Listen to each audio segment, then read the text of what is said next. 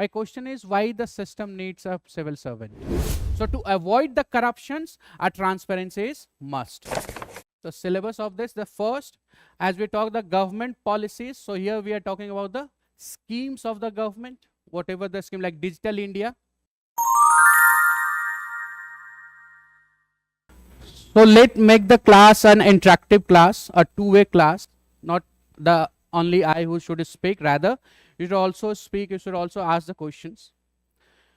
The interactive class will help you to understand the concept very easily and in a very good manner, and it would also help you to write the answer. So our model of the class will be based on the concept basis which has been given in the UPSC syllabus. We are going to stick to the syllabus of the UPSC. We are not going beyond that syllabus which has not been mentioned in UPSC, right? But UPSC syllabus, what they have mentioned has been a holistic pattern. So we need to understand the first of the syllabus. So as you all have said that this is going to be the first attempt, you have never been attempted. Have you gone through the previous year paper at least? Have you seen the previous year paper? Mains? No. Anyone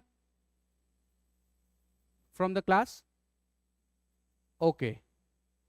So this governance part is a part for the mains, or they have asking questions in prelims also? Any idea about this? Sorry? Prelims. Like any questions? Schemes, right? So scheme is not basically related to the governance, but it's a part of the social justice. Though we have to study the scheme, so to understand the part of the governance, we need to understand. So this scheme you have to prepare, not only for this part of the governance, rather for also the Indian society, for also the economy, for also the paper one also you need to prepare the schemes deliberately. Like if you go through the some notes in the market, they will also say that the bodies, constitutional bodies or non-constitutional bodies, judicial body or non-judicial bodies or quasi-judicial bodies were asked in types of governance, but they are strictly strict to the polity sections of the syllabus, right? So first here we will start with the discussions of the syllabus. We will see the syllabus. And I will request you all that after when you have been starting or preparing for this, the two things is must that you have all should have with you. The first is a syllabus, not a market syllabus, the market which is given by the in the market, rather a syllabus which has been prescribed by the UPSC itself. Second, a previous year question paper from 2013. And why from the 2013 we are talking about the previous year question paper? The syllabus for the mains was changed in 2013. Though syllabus for prelims was changed in 2011 when the CSAT was included, right? An optional subject from the prelims was eradicated and CSAT paper second was added to the prelims. But main syllabus was changed in 2013. When GS earlier there was 2 GS paper, right? Now they have made the 4 GS paper along with the essay. Are you getting my points? So I think that you would be aware about the changes in the syllabus. Now after the changes in the syllabus, they have added some part, or you can say that some portions in the syllabus on the basis of logical reasons. Like one of the example is governance. Earlier the governance was part of politics which has been asked in examinations. Now they have made separately a governance as a topic inside the syllabus. Is it clear? So first we will start discussing the syllabus. Now before this, what is governance? First of all, we need to understand the term governance. What is governance? Act done by government or authority. Authority means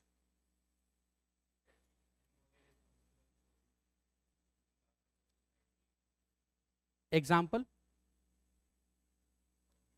government or authority who is looking for the affairs of the society. Is this governance? So we can say that the governance cannot be in picture without the government. So governance cannot exist without the government? Yes or no? So to existence of governance, a government is necessary? No. So for existence of governance, there is no need, or we can say that for the governance, the government is one of the part of the governance, but not rather a main characteristic of the government. So to understand it, we can understand through this, that suppose this is governance. So government is a part of this.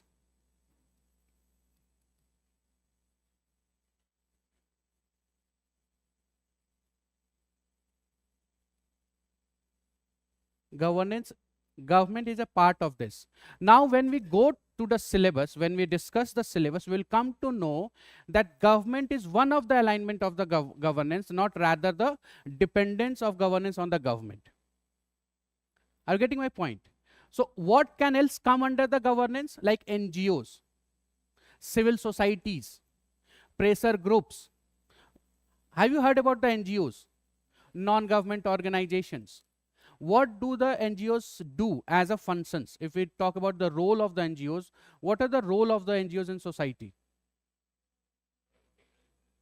Promoting welfare, promoting awareness, anything else? Cooperating with the management, with the government. Now, as we know that the government as an entity is not sufficient to reach at the lowest level, right? So to fulfill that gap where the government cannot reach, cannot deliver the delivery systems to the lowest part, this NGOs or civil societies plays a role. So you might be heard about that Bachpan Bachao Andolan. Yes or no? Where they are focusing on the educations of our children, where the government is not in a position to provide the last run of the educations. So some NGOs will provide them an employment, or you can say the skilled management systems, like teaching them vocational training, giving them the computer training systems, providing them with the handicraft, some skill based labor under Skill India, and for that they are taking as an fund from the government to provide the necessities delivery to the systems, right? So governance is not exist only on the basis of government. Where there is no government, there will also be a governance. Am I clear? Any questions? Anyone? Is this clear or not? Right? So we can say that the governance is an authority of an economic, political and administrative management of a government at all level. At the central level, at the state level, at the local level. So this is a definition of governance, but the governance has not been defined in any part of the constitutions. It has not been defined by the any authority, but the some definition is given by the UN or UNDP. What is governance meant to be? Is this clear? So now let's come to the syllabus, discussion of the syllabus of governance. So before discussing this, let's see the trend in the examinations from these sections. This is trend from the last 10 years questions which has been asked. Number of marks has been indicated in this graph.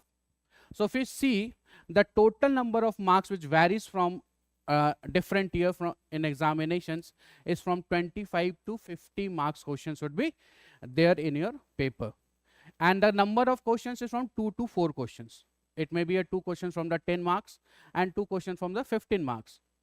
Or there will be only 2 questions of 15 marks each. That would be your questions.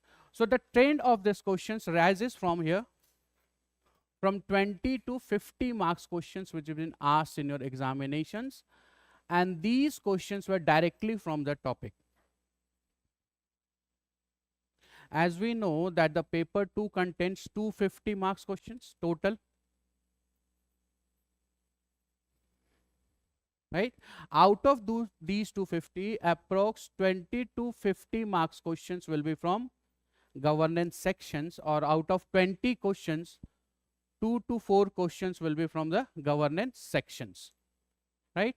So this is a graph that in 2013 when it was introduced, it has been, there was a 40 marks question has been asked.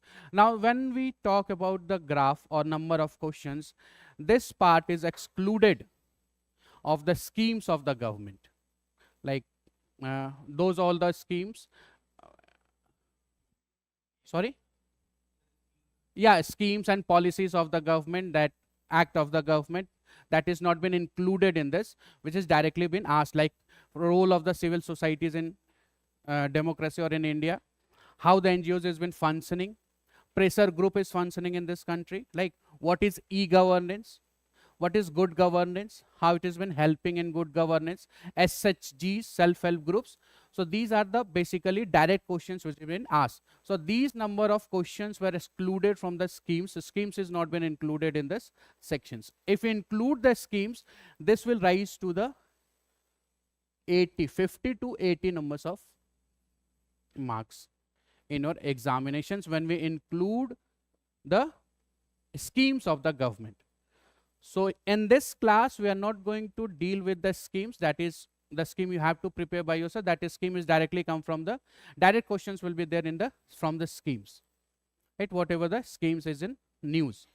We will only dealing in this part is a theoretical part of the governance. It's clear? Now let's move to the syllabus.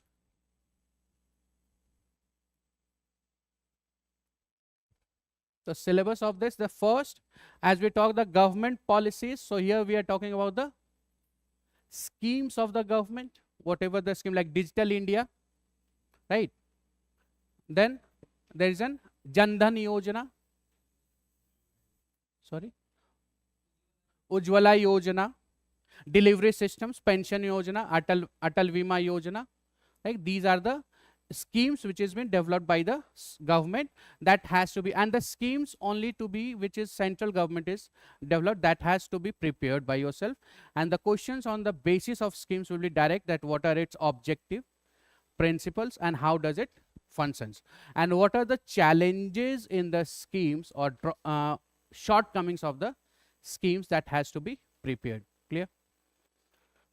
And when we comes to the second, that is development process and the development industries, the role of NGOs, SHGs, various groups and associations. Now, as we have seen that the governance is not only rely on the government, right? The NGOs and SHGs also has to play their role in implementing or for the delivery of the governance. So, or we can say that these along with the government, NGOs, SHGs, pressure groups, they all club together and they perform the governance in the country. So because of this, we need to study all of these small sections also, like what is the role of the NGOs, how it has been governed in India, the role NGOs are been governed, right? What are the drawbacks of the what are the shortcomings of the NGOs, the difficulties in functionings of the NGOs, that has to be done, and how this SHGs, self-help group, is also functioning. So this all has to be clubbed together and have to be studied in this, because they are forming a part of the governance of India. Is this clear? Right? So governance is not only applied in the government sections, rather it is also applied to the non-government sections or in a private sections also. Any management, any company, they also having a governance part. Yes or no? The policy, the formation of policy is a part of government, but implementations of those policies, the look after the delivery of those policies is a part of the governance. So these small entities or this development industries like NGOs and SHGs help the government in implementing those policies and helping them to deliver the promise to the citizens. Is it clear? Now in the next, that is third, important aspects of governance, which means a good governance. What is good governance? what is governance? So we have seen governance, authority to manage the economic, political and administrative authority of the country's resources all over the country. What is good governance? Sushasan. Which type of governance you are going to call as a good governance? That is, this governance is good. What if you ask, if you need to rate a governance on a merit of good, bad, excellence, so which type of governance you are going to merit as a good governance? A governance means delivery systems, governance where the implementations, right? Now those systems which held responsible to the authority which is responsible for the delivering is responsible or not, accountable or not, where he's applied the rule of law or not, which you have said, right? So implementations of responsibility, accountability, participations, transparency, an act of rule of law has to be implemented. That type of governance is known as a good governance.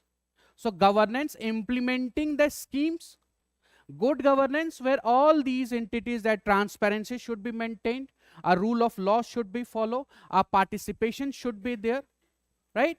And where that accountability should be established, the failure of the authority should be established, should be punished, yes or no?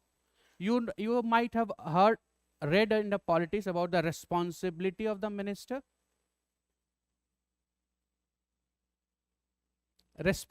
Responsibility of a ministers, have you read or not? How many types of responsibility do the ministers have? Modern responsibility, moral. What is moral responsibility? So constitutions talk about moral responsibility. Do Indian government ministers, India has a responsible government? Yes, a parliamentary form of government, a cabinet system government, yes or no? Right? And we have adopted a parliamentary system of government from UK, right? British model government. Do India and British model have a same responsibility?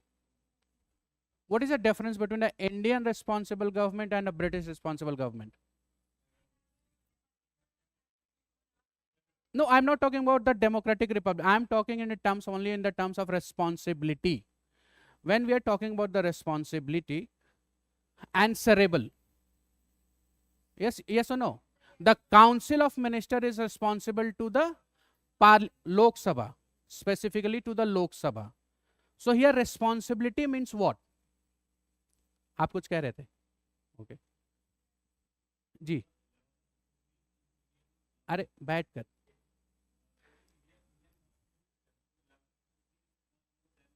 Level of scrutiny means what? So ministers are prosecuted. They can be called in a court of justice.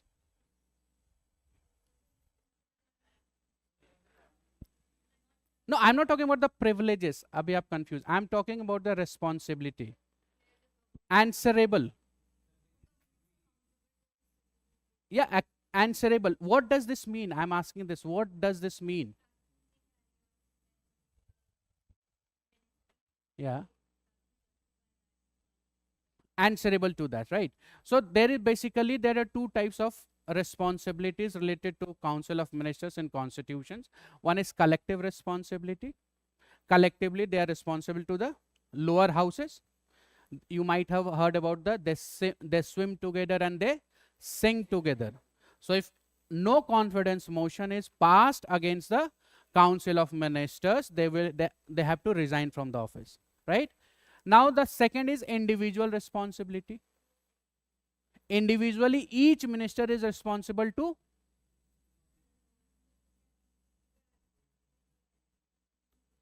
each minister is like collective responsibility. Council of Minister is responsible to Lok Sabha. Yes or no? Yes or no? Right? And individually, each minister is responsible to, answerable to whom? President. Because they are on the pleasure of president. President can remove them any times. And removal of a minister is not amount to be the removal of a council of ministers. Are you getting my point? So responsibility means taking the responsibility of the action they do and the action they do not take. Like suppose take an incidence of railway incidents. If some mishappen, there is one mishappen, a very huge mishappen has been done, by the railways in recently in Orissa. Have you heard, right? So Balasore. So that is a failure of the machinery. So all the responsibility has to be taken by the minister individually, not by the government. If the government is lacking its number in the house, majority, we have one of the feature of the parliamentary form of government is a majoritarian government, majoritarian rule. The party which has a majority of the number of seats in its favor will form a government. This is the rule, yes or no? So if it is lacking in a number in the house, the house will bring a no confidence motions against that government and the government has to resign. But if it is not lacking in a number, so individual ministers will have a individual responsibility and he has to answer in the house. House cannot remove that ministers from his portfolio. They can demand that the minister should be resigned from his. There was a demand that Ashwini Vaishnav has to resign from his office, but he has not resigned because the sole authority to remove him is a president. But he has to take the responsibility of the actions, though it is not a failure on his part, rather a failure on his ministry, on his staff agencies. When we will move to the civil society, when we will move to the civil services in a democracy, he will see, here we will see the structure of the governance, how it is functioning. Have you heard about the central secretariat? Yes? Cabinet secretariat, PMOs, Prime Minister office. So what are they? They are a staff agency to the minister. So when we talk about the government, we are not talking only about the elected representative, executive. So government, we are talking about the executive or legislature. Government is an executive or legislature? No legislature? Legislature is a part of government. So opposition, leader of opposition is a part of government. So when there was no leader of opposition in the house, the matter of national importance has not been discussed. Government means council of ministers. And when council of ministers. And when we talk executive, government, we are talking always about the executive. Now when we talk about the legislature, we are talking about the parliament, which include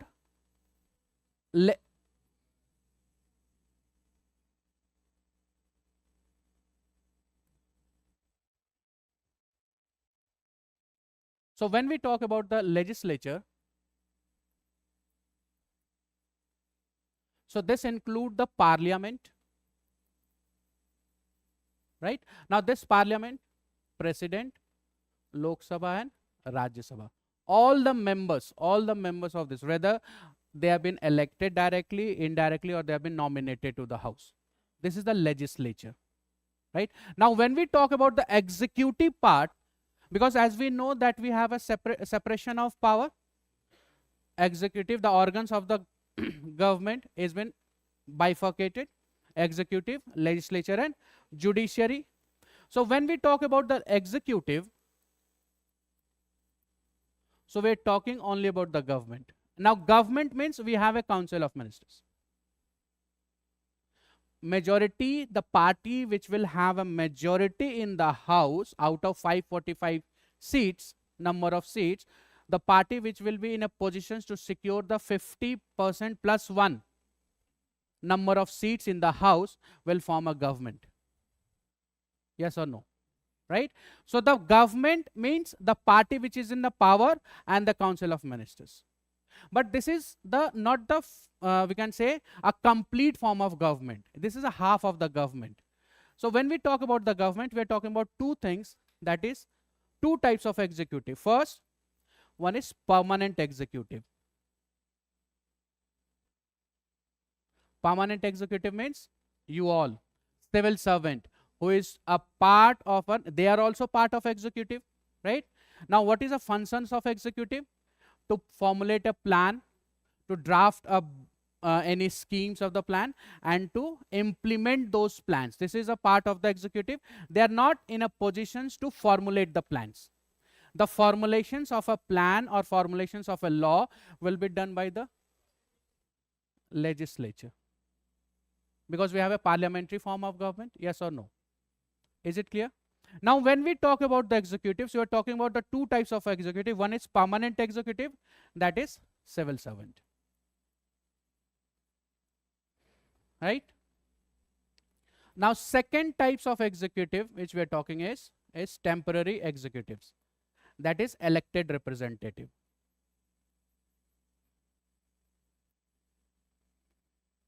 So these two clubbed together formed an executive of country or a government, right? So when we are studying about the governance, we are studying that along with the government. Now when we talk about the government, we are talking about two different entities, that is permanent and temporary executive, plus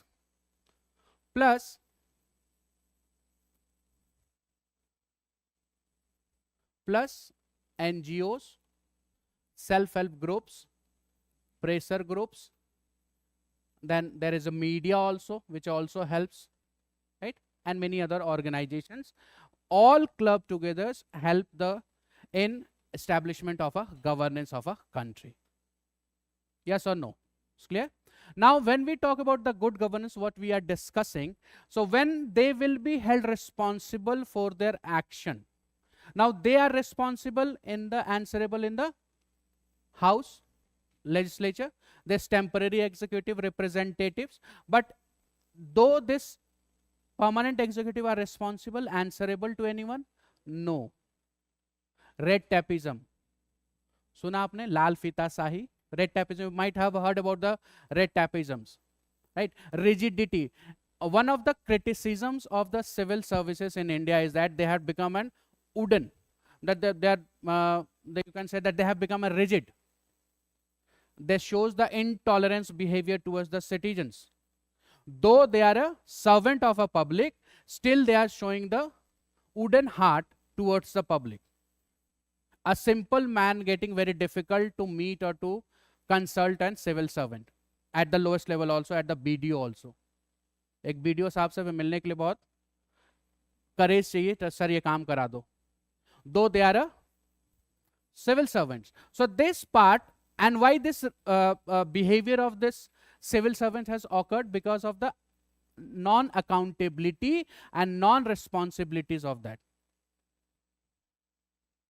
When any act of the government is not done or done, have to be answered by the temporary in the house, but they are not answerable to anyone, not to the house, not to the public.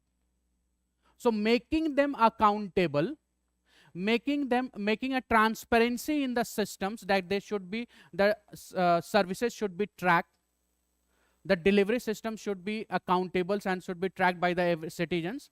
They also made them accountable, and making an accountable and transparency in the systems and allowing the rule of law to be followed in the governance part makes a governance as a good governance.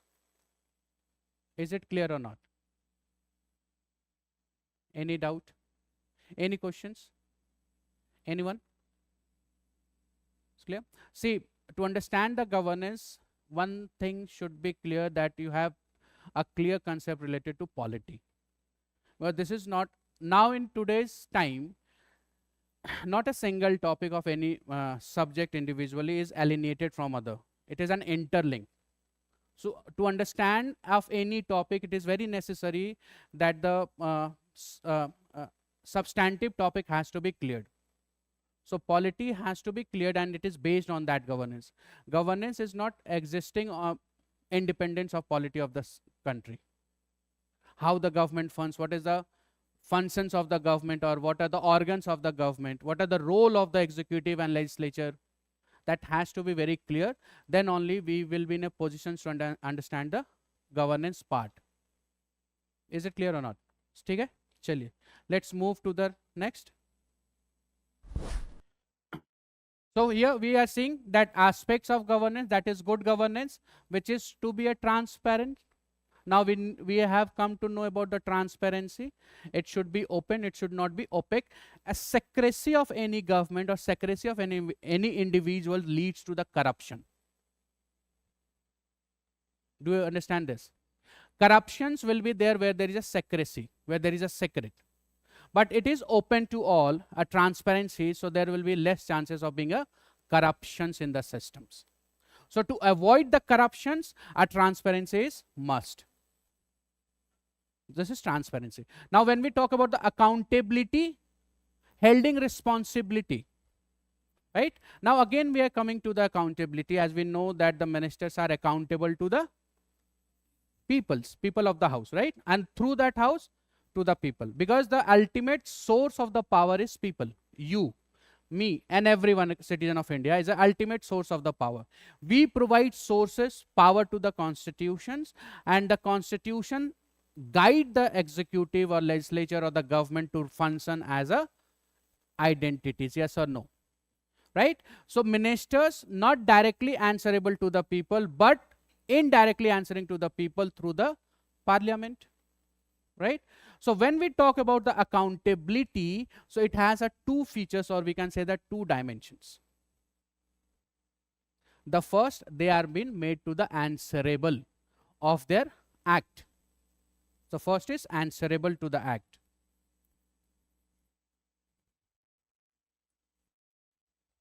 Whatever the act they have done, or they in their capacity, or the action they do not take in that the capacity which is necessary to be taken, they have to be answered in the house, in the Lok Sabha, right? And through the house they are answering to the people. Yes. Now second dimensions of the accountabilities which leads to the punishment.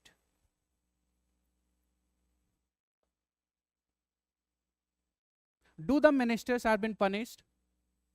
Yes, they are been thrown out from the government if they are not been in a positions to run the government, if they are not doing anything against the corruptions. Like you can see the 2014, before the 2014, there was a anti-incumbency in the government of the coal block corruptions, 2G spectrum corruptions, 2010 to 2014 period.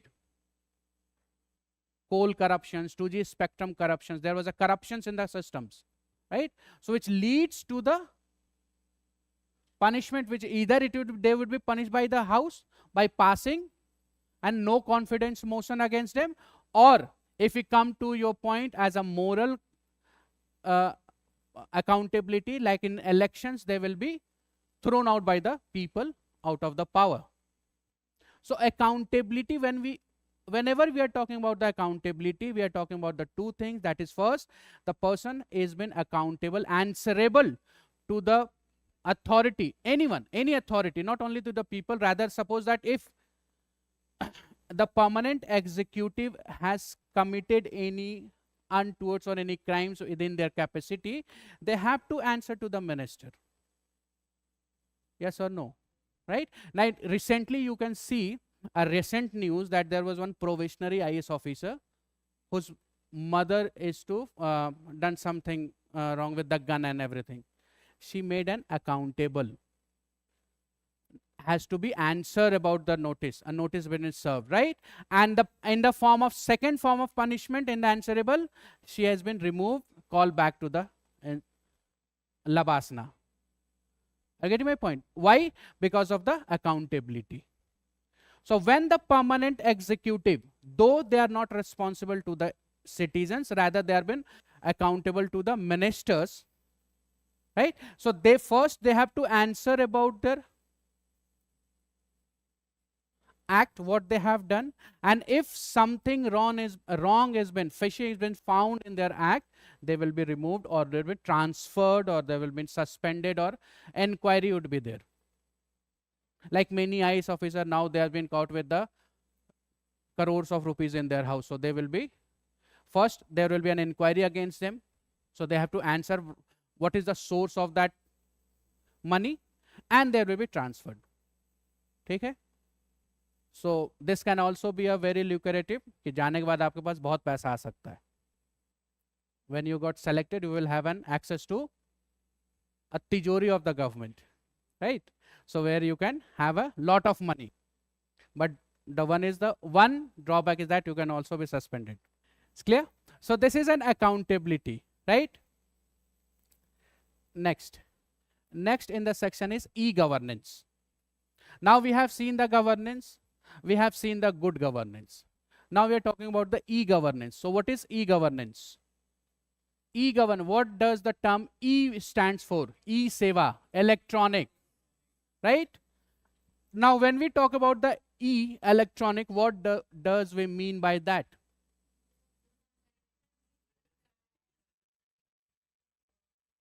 एक करके. Use of digital platform, okay. Presence of government. आप phone पे करते हैं तो direct RBI पैसा देती है आपको. One of the example, I'm just making a conversations. One of the example of phone pay, yes or no? Making, yes. आ रहा हूँ. E-governance related to delivery of see, these are the examples I'm asking. When we talk about the electronic governance, what do we mean by the electronic governance? Same. You are giving an example. No, I'm not asking about the example. I'm asking the concept of electronic governance. This is again an example. Like we are using an Google Meet in the class. Yes or no? We are using a Google Meet. This is one of the example of e-governance. Right? We have promised you, so we are delivering through the Zoom class. Example of that. I'm asking, when we say that e-governance means electronic, what do you mean by the electronic governance?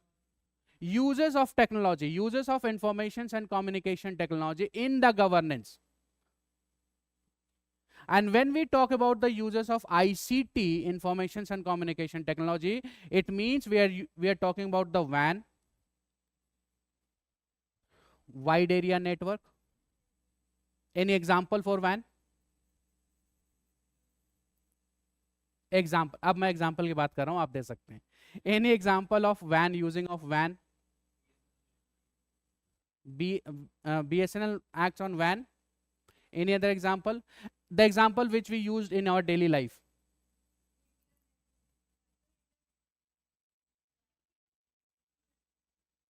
ATM machine. ATM dispense, cash dispense machines. आप किसी भी remote locations पे whenever you go, you find an ATM. आप वहाँ से पैसे निकाल लेते हैं. वहाँ कोई इंटरनेट की सुविधा नहीं है. Still it has been dispensed. The reason? It's work on a wide area network. It is directly connected to the server, which is in the wider area, right? So uses of an WAN, like dispensary systems, like vending machine for the ticket. Whenever you go to the metro stations, nowadays the Delhi Metro has installed a vending machine where you go and purchase the ticket. No need to go to the counter. Similarly, in the railway stations also, a platform ticket would be purchased from the vending machine. Yes or no? Whenever you go to the any airport or any malls, there you can purchase an Coke, chips from a vending machine. Just put a coin or required number of rupees and then you can get a bottle of water or a bottle of Coke. Yes or no? Vending machines working on an WAN. Are you getting my point? So uses of an WAN and wide area network into the electronic systems, which make a delivery system seamless, a faster, which also stop the leakage of a corruptions. DBT, direct benefit transfer. Have you heard about this? What is DBT? Why the DBT has been introduced? To stop the corruptions. Because one of our middlemen, that is corruptions, right? That one of our former Prime Minister has says that when a center release 100 paisa, the required or the beneficiary was getting only 1 paisa, 99 paisa was lost in between in corruptions. So to avoid that corruptions, to eliminate that corruptions, now the government has come up with the Jandan, DBT, then Jandan Yojana. Yes or no? Jam Trinity. Have you heard about the Jam Trinity?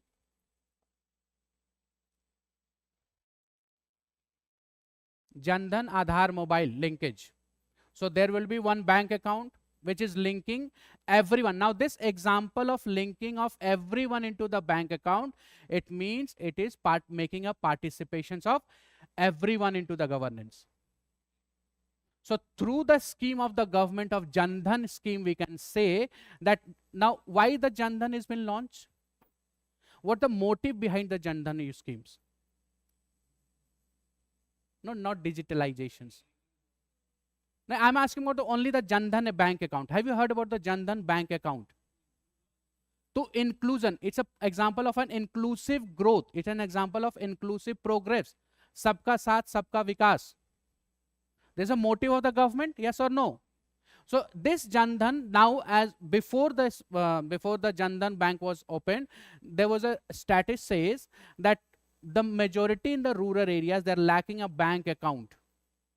And if a person having no bank account, so they cannot get an advantage of the loan which has been dispersed by the central government or a government for them. Small scale financial schemes are there, like Mudra Yojana was there. So to avail these systems, a bank account has to be there, right? So government initially they have tried to open a bank account with the zero balance of every individuals who do not have a facility to open a bank account. Through this, it shows that through the Jandhan Yojana, the government has moved towards the inclusive growth. Because one of the good governance feature is participations. Now, when we talk about the participations, we are not talking about the only enjoyment of a beneficiaries. Rather, every individual should act in the formations of policies. Yes or no? Right? Like example, you can you might be have learned that you have given us adult suffrage. India has an adult suffrage, universal adult suffrage. What does this mean? What right do you get through the adult and only right to vote? What are the implications of an universal adult suffrage?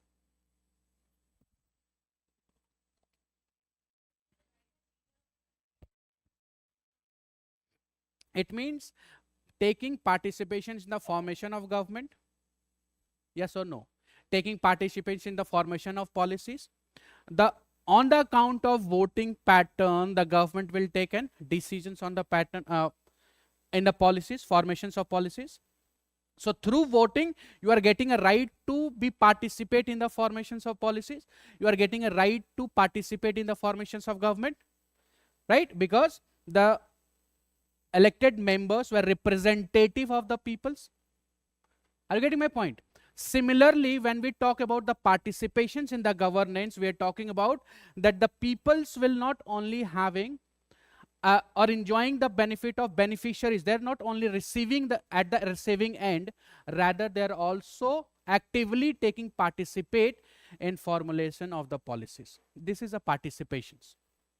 And by including of the participations, it is called a good governance. Where inclusive governance, when we talk about the inclusive governance, yes or no? So Jandhan bank account, by opening a bank account to every individuals in this country, the government has moved towards the inclusive growth. Are you getting my point? Yes or no? Right? Now when the Aadhaar number of an individuals is linked with the bank account with the mobile number, it means the direct. Now it acts after linking the JAM, that is Jandhan Aadhaar Mobile Bank Yojana, would be a direct benefit transfer. Subsidies of a gas, subsidies for the any other subsidies, right? Then a payment for the like Manrega payment, earlier pensions payment, all will not be now onwards will not be given to the through the third channel, rather it will be directly transferred to the bank account of a beneficiaries, which will leads to the stoppage, not stoppage but reduction in the linkage or leakage of the systems, which will also reduce the corruptions in the systems, which will also move towards the transparency in the systems, which moves towards the good governance in the systems. So while using the electronic systems in the government is moving towards the good governance. Are you getting my point? Right? Now, the WAN has been used in the electronic, mobile internet. Now every services is on your fingertip. Whether you want to deposit a money, whether you want to transfer a money to any person, for that you do not need to now go to the bank, any particular bank or any individual. Just you make a NEFT or direct transfer from the certain limit of money to anyone, right? If you want to pay anyone's for a small amount, also for larger amount, also use a app, Bheem UPI, that has been run on the Phone Pay, Google Pay, Paytm. There are a lot of payment app, right? When earlier when you need to book a ticket, you need to visit to the railway stations for the booking of a ticket of railways. Now on app you can book your ticket online. Bus ticket can be booked online. Even the auto can be booked online. Cab, bike, right? Still the cycle is not available on an app, but till bike we can book online. Cycle भी है. अच्छा YONO cycle. Yes, YONO. Right? So this, and by using the electronic systems, please भावनाओं में नहीं बहेंगे. So when we talk about the uses of electronic, it means seamless delivery of a systems. Delivery systems will make more easy, more convenient. Now everyone, as we know that smartphone is now is a part and parcel of everyone's lives, right? पहले क्या था, रोटी कपड़ा मकान. Now रोटी कपड़ा मकान plus data, which is necessary. Yes or no? So through this, every services of the government. Now if you want to fill any form of a government, आप UPSC का form भरना है, तो where just online अपने mobile laptop से आप you can fill and submit. There is no need to go and purchase the hard copy of the form and then submit it to them, right? Yes or no? Now if you want to submit any DD or any, there is always cancel. Now you just pay through the phone and everything. So this is not only making delivery system seamless, rather it is also helping to preserve the environment also. अब paper की खपत कम होगी. Yes or no?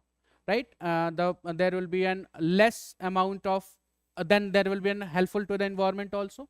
So this good governance through the electronic governance, helping the environment also to be sustainable environment we are getting. Are you getting my point? Right?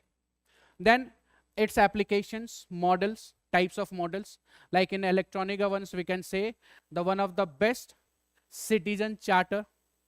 After the introductions of the electronic governance, there is a need that this should be delivered through the citizen charter. Now when we talk about the citizen charter, what do we mean by that?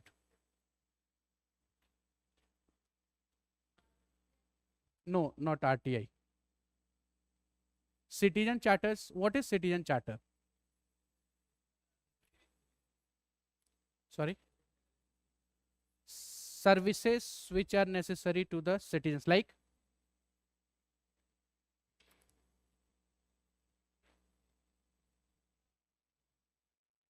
so citizen charter basically is a commitment of a government or any organizations, right? अब मैं आपको समझाता हूँ. Let's take it this way. Whenever you go to any colleges for admissions or any institutions for admissions, you got a prospectus. Yes or no? आप यहाँ पर आए, you might have a prospectus. Now the institutions and the institutions promises that what we are going to deliver is been mentioned in the prospectus. Now why it is necessary? That if something has been written, then on the basis of that you will be in a position to demand that services if that services has not been delivered to you. Are you getting my point? Yes or no? So citizen chartered is a kind of promises made by the organizations, rather by the government organizations or any private organizations, that what type of, sir आपसे पूछो, is all right? ठीक लग रहा हूं? नहीं आप हंस रहे हैं इसलिए. So citizen charter is basically a promises made by the government organizations or any particular individual organizations. That now what does it includes? That what services we are going to provide, what are the redressal mechanism do we have, like suppose that if we do not deliver any services on the due time, so what are the remedies available to the customers, to them? Yes or no? Like suppose that you pay any amount to any individuals through your phone pay, ठीक है?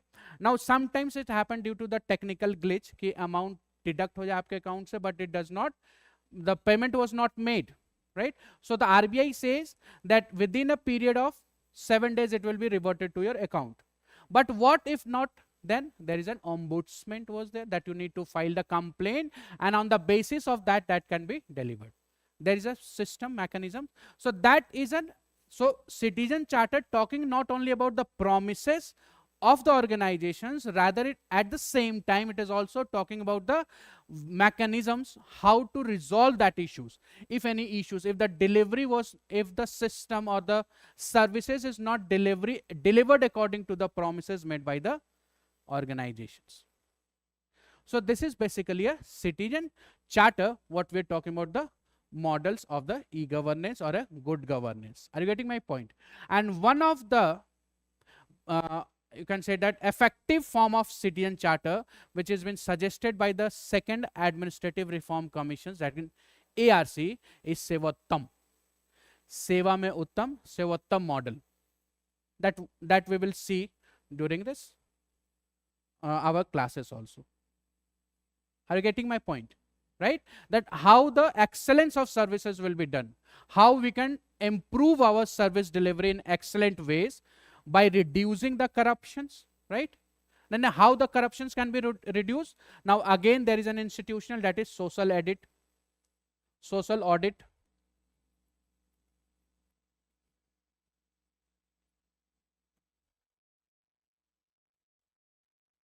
So what is audit?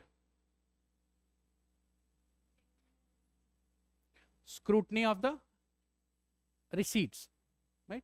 Expenditure. Scrutiny of the what amount has been allocated and whether that same amount has been expended or not on the concerned services or not, right? Like PAC is doing for the Public Account Committee is doing for the government on the basis of a report of CAG, Controller and Auditor General. Yes or no? Now when we talk about the social audit, what does this mean?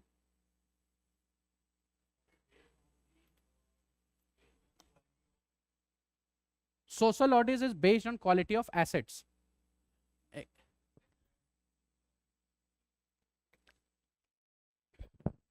Example आपने सही दिया. Social audits means where the people were involved in auditing. Or sometimes the audit has been done by the government. They appoint an auditing committee, they come and audit the expenditure of the government or any machinery, right? Now when we talk about the social audit, it means the people were involved in auditing about the expenditure. Through the mechanism of social audit, we have been ensuring the accountability and we are in a positions to restore the responsibility, that who has been in the at the end of responsible for the mishappening has been done in the systems. Yes or no? Are you getting my point? Is it clear?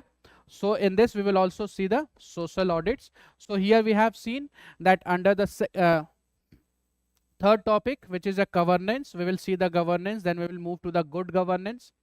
Now the types, what are the features of good governance, we will also see. What are the benefits of the good governance, like fair, transparent, like we can say rule of law. These are the benefits of the good governance. Then we will move towards the e-governance types. And then what is e-governance and how it is helpful, right? Then we will move to the citizen charters. So this all will be done. And the questions were asked directly from this topic, and this topic in examinations. And these are the topic from the schemes which has been run by the government. So whatever we are going to discuss in the class, and the class model will be on the basis of this, that after finishing each of the topic, the questions for the mains which has been asked, I will provide you the questions and we will discuss the questions, and I will let you write the answer by your own, right? I will dictate you the matter related to the topic, but I will not dictate you the answer. Are you getting my point? I will dictate you the terms or the concept related matter with the topic. Then I will provide you the questions with the topic. Then you need to write that questions by your own. We will discuss that. And then if you face any problem while writing that answer, then also we can discuss what is the problem and where you are facing the problems. Is this clear? Okay. And the last in the topic is role of civil services in democracy.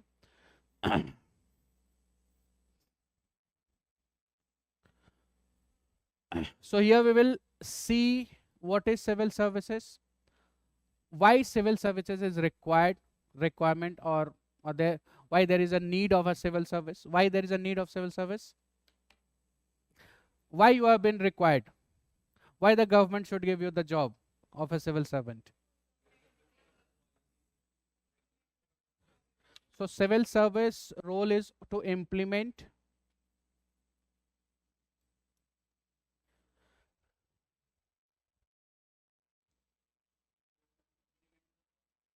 implement laws, policies. आपका role implement करना होगा. Serve the people. Okay. Say this, I'm answering this questions, the requirement of a civil service is also, you've been preparing that why should government hire you? Hey, why you should want to become a civil servant?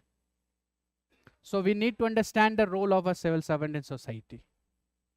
Ji. To provide ground level governance. Okay.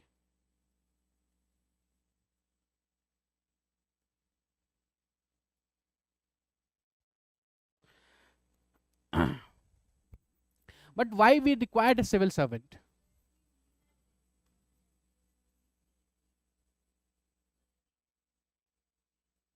Okay, ठीक है. But civil, we can hire anyone. Why civil servant? We can hire a staff for that. Why a civil servant?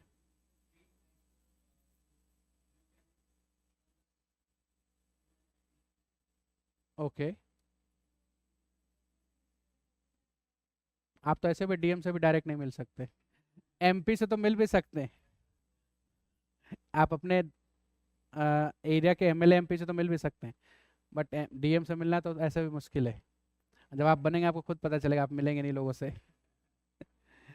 फिर भी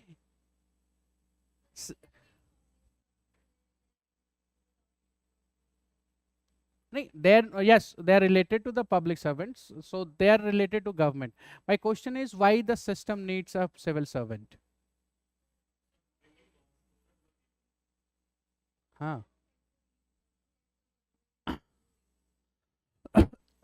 Yes, this is one of the part, but I am asking the main reasons for having a civil servant. See, you said that help the government in making decisions, but at the local level, when the panchayat election is done, right, is there any civil servant between the ward member and the people? At the district level, but I am talking about the village level. So main purpose of having a civil servant is that as a modern society evolve, there are a lot of new challenges and the new areas has been evolved. In the ancient period, there is very limited wants of a people, very limited resources of the people was there. So where it is easy to channelize or easy to manage their affairs, right, in ancient period or in a medieval period. But as soon as the society developed and moves toward modernizations, industrializations, many challenges come up, urbanizations, right, then a lot of new transportations and advent of the technology has also leads to the open to wider area. So these civil servants, what you all have called, is correct, and I'm just summing up that they help in government. They are functioning as a staff agency, helping hand of the government in managing the affairs of the country, because as the demand or as the area of a government or the policies is wider due to the advent of moving towards the modern society, it is not possible for the government to single-handedly manage those resources or to manage the affairs of the country. So they required their helping hand.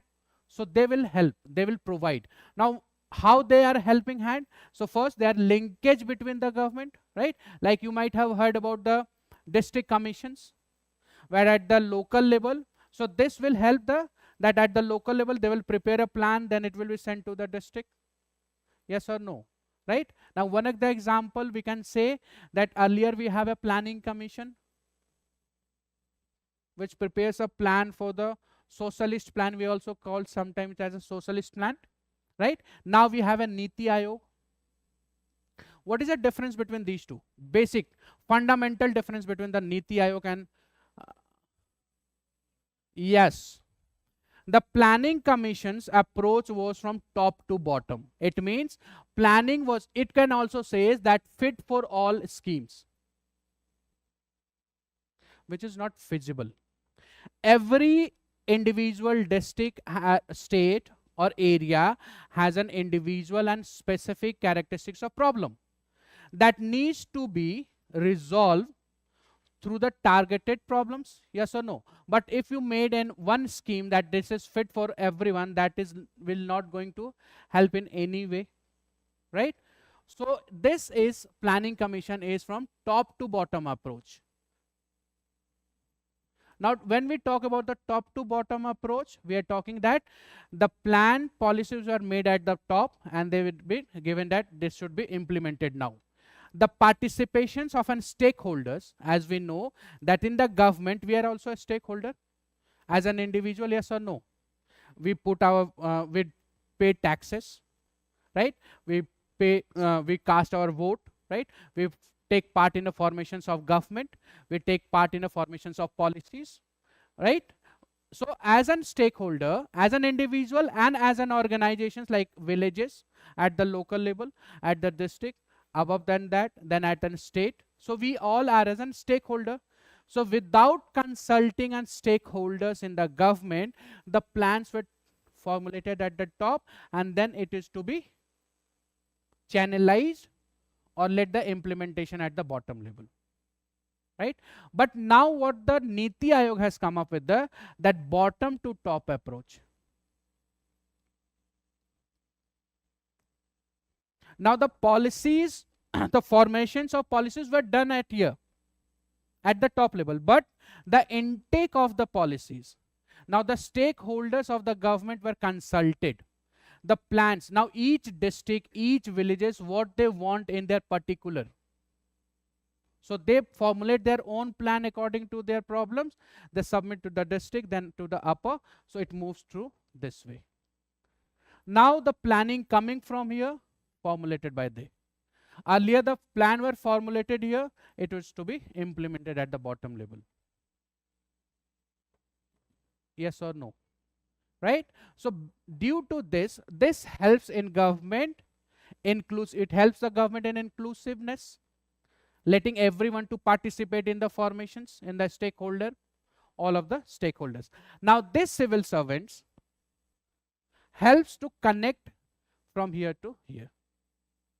So they are not only making, or they are not only supporting the ministers or the government in formulating and implementing the plan, rather they are also acting as a bridge between the government and the last man of the society. Is it clear? Right?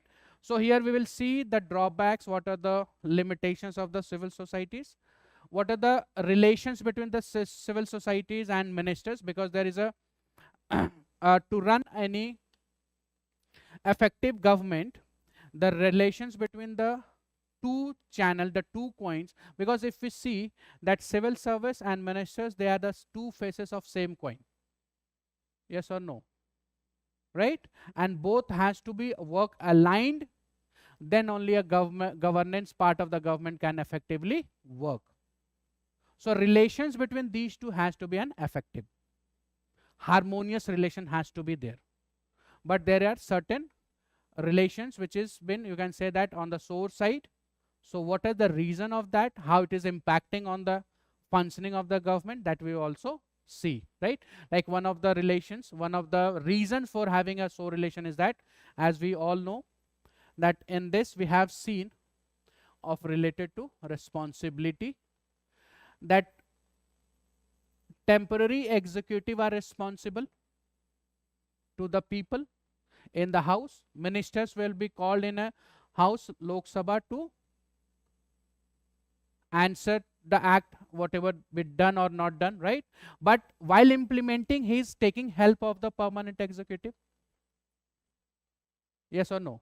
So any lack on the part of permanent executive will also have to answer to the temporary executive. Are you getting my point? They are working together while implementing any plan.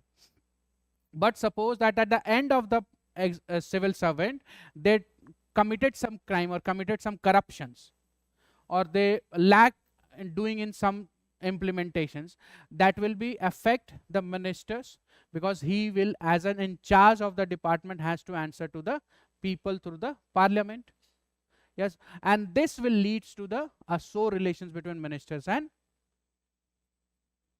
civil servant, because every ministers will be in a position that he should save his own positions, right? So this will leads that sometime they may transfer of this, or uh, terminate the service of this, everything can be done. So this is going to be a contentions between the civil servant and ministers. This is clear? This all we are going to discuss in the coming sessions, which we are going started from today. This is syllabus of governance. Any questions? Anything anyone want to ask? No? Chaliye, so let's start. हाँ जी. हाँ, that is broadcasting, media, this social networking, all is part of through that. Like now, अब हम mobile पे ही लोकसभा और Rajya Sabha TV news सुन लेते हैं. Covid के time CoWIN CoWIN right, many schemes, DigiLocker by the government, digital India, Aadhaar, JAM.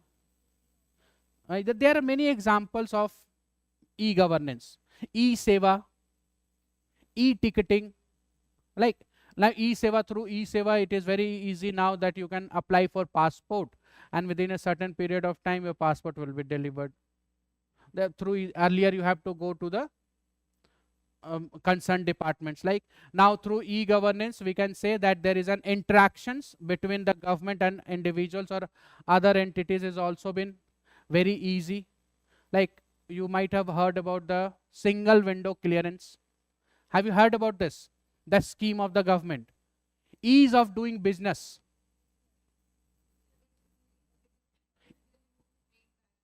How? What is ease of doing business?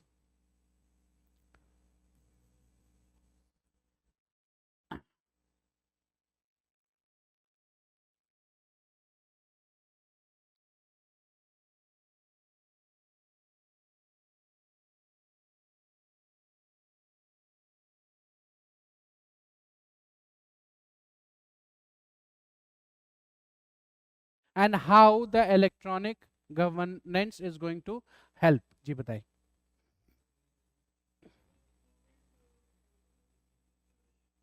How it is ease of doing business is making a favorable conditions, or we can say that an ecosystem. Do you understand the meaning of ecosystem, right? How it is providing in us ecosystems? Yes, single window clearance. So when we talk about this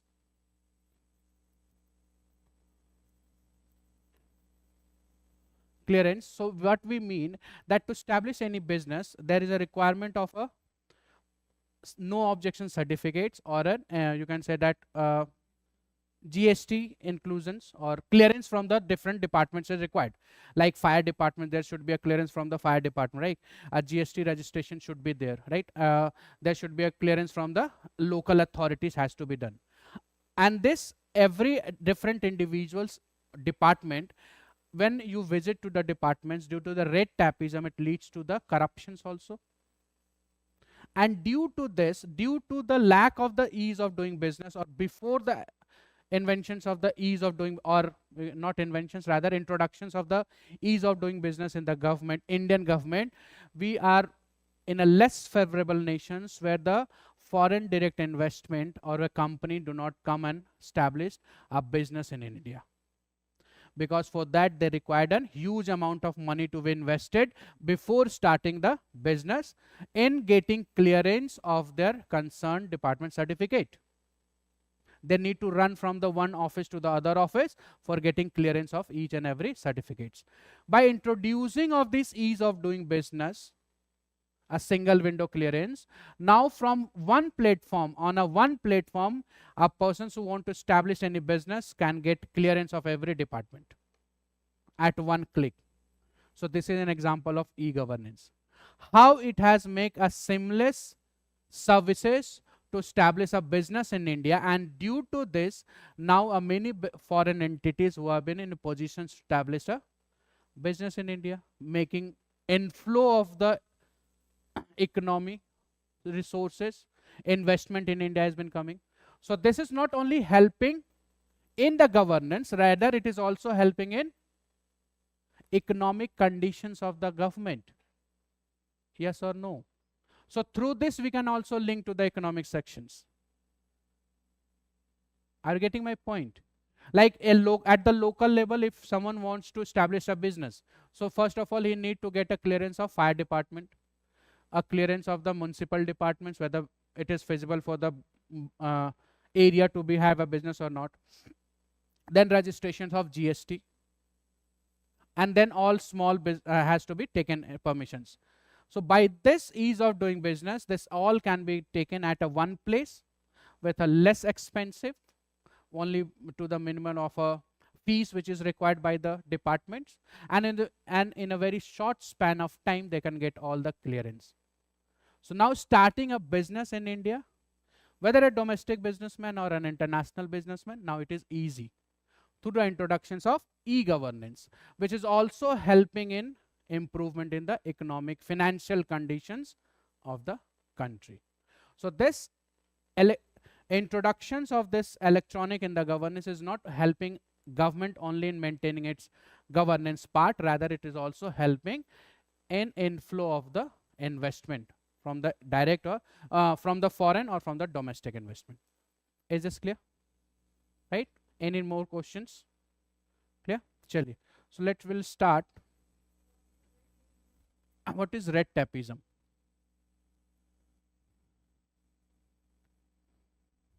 लाल फीताशाही, है ना, हिंदी में उसको ही कहते हैं. हाँ, सी आपको एक serial आया करती थी पहले. I am quoting an example. Office एक सीरियल हुआ करती थी पंकज कपूर की. पता नहीं शायद आप लोगों ने देखी है, नहीं देखी है? हाँ हाँ, I am just giving an example. I am not saying कि अब आप जाओ और ऑफिस देखो. I am just coating an example. अगर आपने वो देखी हो तो see what happens in red tapeism. So before coming of this systems, now suppose that you need a pensions or you need to avail any government services. Now suppose a condition that we do not have an electronic systems in the systems. For that we need to visit the offices of every systems, right? Now for that, first of all, you need to fill up. इसको बहुत examples बताता हूँ मैं. Opening a bank account in a government bank. Do you have any? Do you have a bank account in government bank? And I think that very easily you might have opened your bank account, right? But earlier what happened, that when you need to open a bank account, first of all you need to fill the form, and then you submit at a one clerk. Then he will sign and he will refer to the higher. Then again he will sign and he will refer to the higher. It means delaying in the services. वो बड़े बाबू आएंगे, फिर बड़े बाबू के पास है, बड़े बाबू के पास. It means delaying of the services. And why this delays is not intentionally, rather it has been just because of the rules and regulations, that one authority has not been empowered to clear all the bills and clear all the, it has to be cleared by all the hierarchy in the systems, which leads to the delaying in the services, and which also leads to the corruptions. अच्छा आप कुछ दे दो, everything will be done at the time. Yes or no? So red tapeism, where the civil servants following rigorously the rules and regulations, it's going step by step, and this leads to the delay in the delivery services. अब किसी एक काम को, suppose that if you need to get an clearance in the fire department, so first of all you will need to file a form. You have filled your form. Then there is inside, now there will be a inspections will be done. Now there is no date and time of the inspections, so waiting for month or 2 months, कभी तक inspection हुआ ही नहीं. Then again you will visit, हाँ वो बड़े बाबू छुट्टी पर गए हैं. Are you getting my point? Then again when the बड़े बाबू will come after the holiday, अभी थक गया हूँ, छुट्टी मनाकर 2 दिन आराम करूँगा. Then again it will delay the systems. Then inspections will be done after 2 months or 3 months. Then again the report will be submitted. Then again report will be inspected by the senior. कहीं पैसे लेके तो नहीं inspect किया, and everything has done. So this is leading to the delay in the delivery systems, and also leading to the corruptions.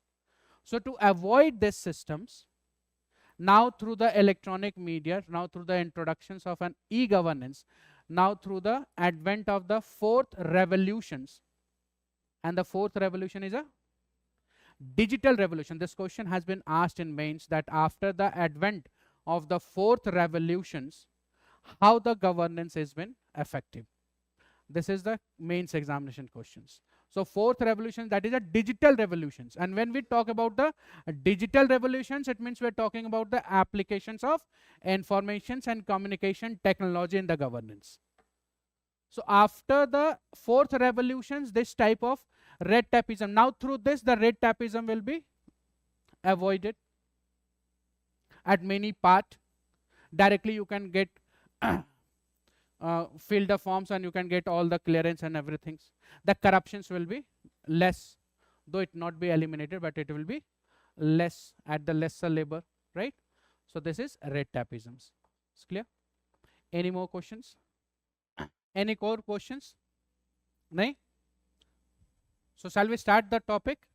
Let's take, we will do the till governance, write the definitions of the governance and this. Then we'll start good governance in the good mood. Okay? Chaliye. So let's start with the governance part. Write a heading governance. देखिए, as I told you that now due to the invent of the fourth digital revolutions, everyone is responsible and accountable. It is applicable to me also. This is my first class. Don't let me responsible and answerable to the systems by taking my own discretionary decisions. So let's take the class and we will do this. So governance. The very first topic, write on the governance. Write on the definition of governance.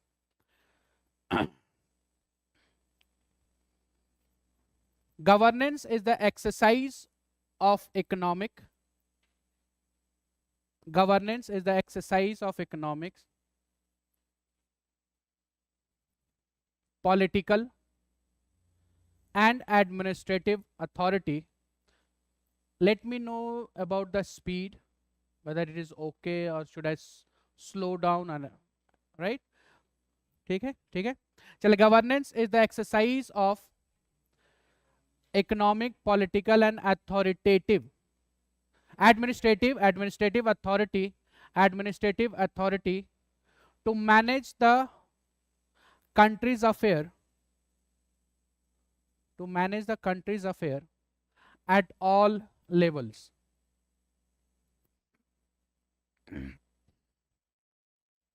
Now at all levels means at the lowest level also, at the, as we know that we have a 3-tier government, right?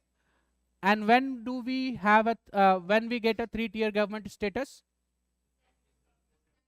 1993, 92, 93, after the 73rd amendment. Earlier we have only a 2-tier of government, right? So the governance where the economic policies or economic resources of the government, political resources of the government, administrative resources of the government, if we are managing at all level, means from the lower village level to the highest level, that is known as a governance, right? Next point. Governance can be defined as an institutional environment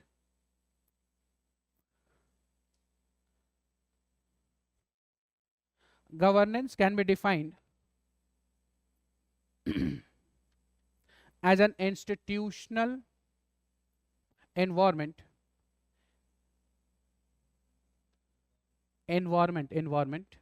in which citizens and other stakeholders.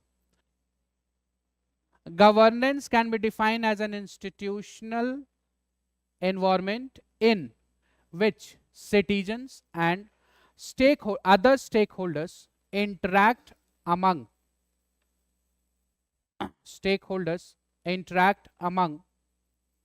themselves and participate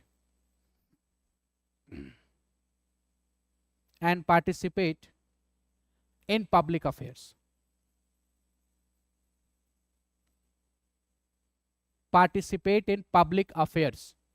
Next point. Governance is a process of making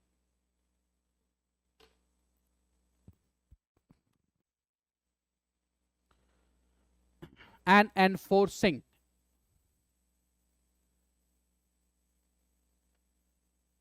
decisions with an organization or society. Governance is the process of making and enforcing decisions within an organization or society. Continue the point. It is the process of interactions through laws,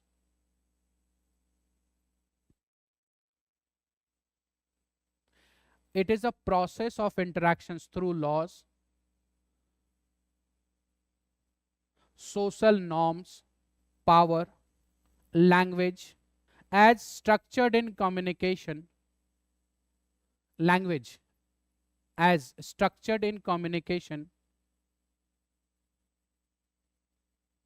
of an organized society over a social system.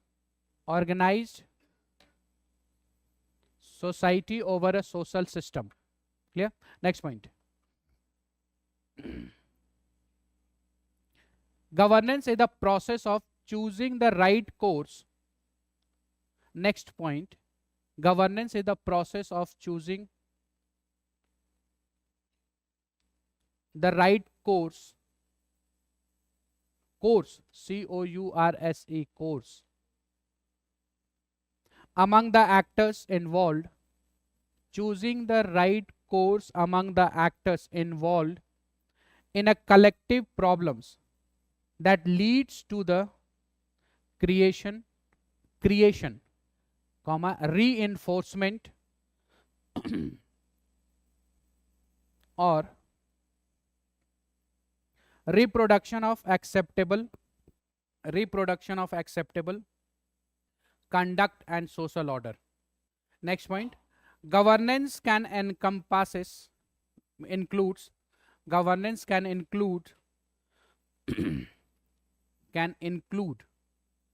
low level responsibilities. Governance can include or encompasses, ENCOM, PASS, that is include low level responsibilities like issuing birth and death certificates, birth or death certificate, driving license and everything. Two, high level responsibilities, to high level responsibilities like setting the budget and managing foreign relations. Setting the high level responsibility like setting the budget and managing the foreign relations, among others. It's clear? So this is a definitions of governance. If in this we can see,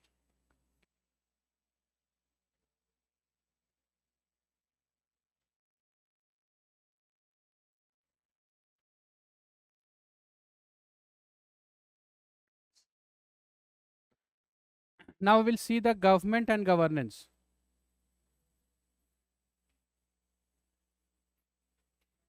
Sure. Government and governance.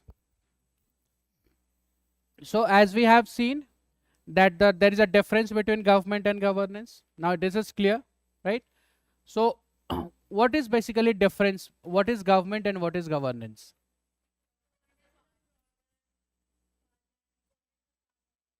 Yes, we can say that. Government we can call it a structure. Government providing the structure. Governance is a process, right? Well, implementing. So structure, based on structure, the governance functions. So in governance, we can also call that it is a machineries of an executive, legislature, judiciary.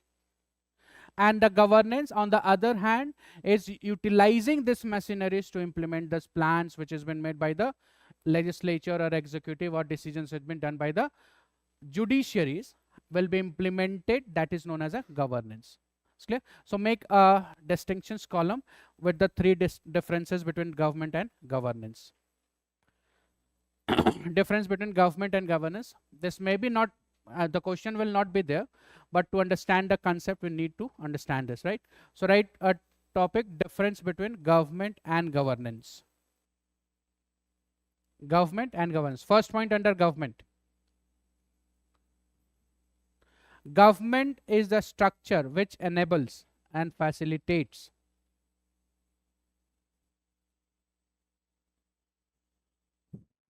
government is the structure which enables and facilitates the process of governance. Enables and facilitate the process of governance. Second point under the government. It is a machinery and an organs. Government is a machineries and organs. Government is an machineries and organs which uses power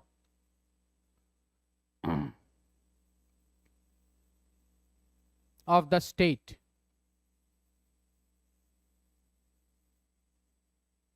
which includes, or the government includes, legislature, executive and judiciary. So government is a machinery and organs which uses the power of the state, which includes legislature, executive and judiciary, right? Now here the term state, what do we mean by the state, term state? Does the state means the this UTs and state? State means what? एक एक करके. Country, yes, and machinery is under the state, like the government as a hand, then legislature, when we talk about the legislature, parliament, so this is a state. So basically we can say that use of a machineries of state means article 12 or article 36. It is talking about the article 12 and article 36 where the definition of state has been given. Yes or no? Local authorities, parliament and legislature, then state governance and state legislature and other functionaries. So the government is using the machineries of the states, which includes the civil servant under it also, which include the local government also, to implement. So this is government. Is it clear? Third point under the government. It is a formal setup which interact within itself.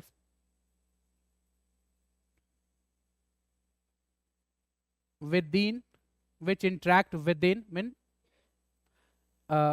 inside within a machineries and outside of it. It is a formal setup which interact within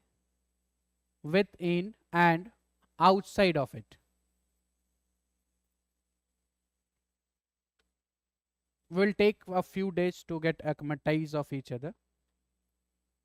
Now this is government, right? Write down under the governance.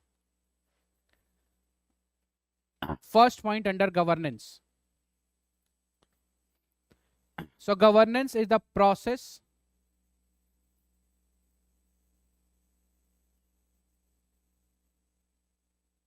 whereby various actors.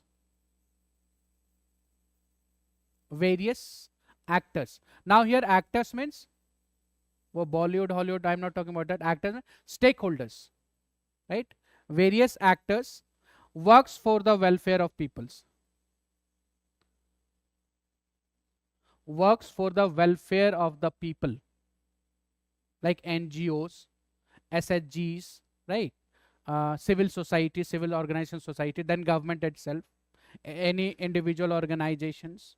So they are all the stakeholders in the, and they all are working towards the welfare of the society or people. Like suppose that in educations, so there under the education policy, government is also providing free education till the 14th years of age, right? And there are certain NGOs also who are also giving them a vocational training, taking a fund from the government and providing an vocational training to that. They are also working towards the welfare of people, training them for the job or for we can skill labors, as an skill labor, like letting them learn about the computer applications. So there are a lot of NGOs working on them. Lot of NGOs working in field of health, in untoward societies where there is a the government machineries cannot reach, so the NGOs were functioning in those locality to provide the basic necessities, to provide the health systems, to run the health systems, education systems. So they are doing this in the societies, which means they are also helping the governance to run. So these all government machineries we have seen. Then this NGOs, self-help groups, right? All are been a stakeholder in the governance. Clear? Second point.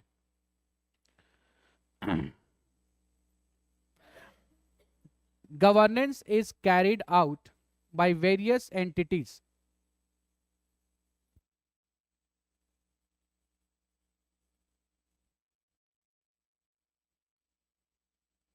Carried out by various entities, including the state and other institutions existing outside of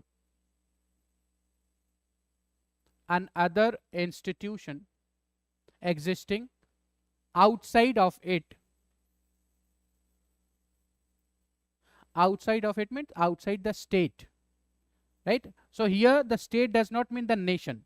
So entities not existing outside the nations, rather the machinery is what we have learned under the definitions of state under 12, like the legislature, executive, judiciary, civil servant. They all included under the state machineries. Outside these, like NGOs, they are also helping out, right? So outside of it, which includes the civil society organizations, which includes, let me repeat myself, governance is carried out by various entities, including the state and other institutions existing outside of it, which includes, like examples, civil society organization, NGOs, civil society organizations, CSO, NGOs. Outside of it means outside of the state. Now state means, when here in terms of this, state does not mean country, neither an the territory of India. State means machineries. Article 12 में आपने definition of state पढ़ा होगा. Article 36 में the definition of state has been given. Yes or no? So the Article 12 and 36 define the state as an government, union government, legislature of the government, right? Then state government and state legislature, local authorities like panchayat and everything, and other those authorities. So they are the state machineries. Yes or no? So in governance they also included in the part, and some other institutions which are the stakeholders, actors like NGOs. They are not been run by the government, they are not been controlled by the government, they are not been appointed by the government, but they are been run individually. Yes or no?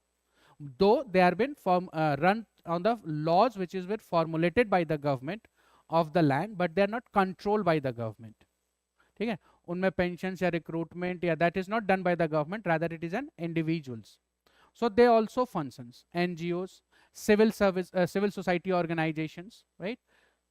Self-help groups, like then medias, right?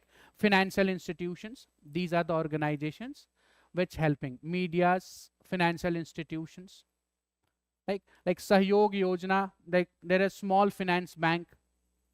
The Maharashtra is a highest number of this cooperative banks. Having a cooperative banks, Maharashtra it is the highest, the first in the state which has the highest number of cooperative banks. Small finances banks are there, like NBFC, like Paytm Finance Bank bhi aa chuka abhi, there is a bank. Paytm has also finance bank. So it has been financial institutions which is giving loans, small loans to the this and that, but not an irregular, or we can say that illegal or financial institutions like this money lenders. यहाँ पर उनकी बात नहीं है. The state recognized financial institutions which has been run on the basis of RBI's guidelines. ये local जो आपके money lenders है, तो that is, we are not talking about this. They are not part of the machineries, they are not part of the governance. Getting my point? ठीक है. Next point, last point, third. Though it evolves out of the formal setup, though it evolves out of the formal setup of the state, it expands the scope of government and also intensifies the service delivery system provider, and also intensifies the service delivery provider. It's clear? So this is governance, and this is a difference between the government and governance. So from the next we are going to start, that is good governance, in our next class. Okay? And on which day do we celebrate a good governance? There is a day, 25th of December, known as a Good Governance Day, on the memory of former Prime Ministers Atal Bihari Vajpayee. It's clear? So thank you, and I hope that you like the class. Thank you. So let's meet in the next class, and please be regular in the class. We have a very short, 1 minute, please. We have a very small duration of class because of the nature of the subject, and as I said that it will have a questions from directly from the topic. So it is necessary that we should attend the regular classes. The classes will be of nature of 15 to 20 days, not more than that. It will be covered in that. But the class will be sufficient to write an answer in examination. This is for sure. So please be on time and please attend the class.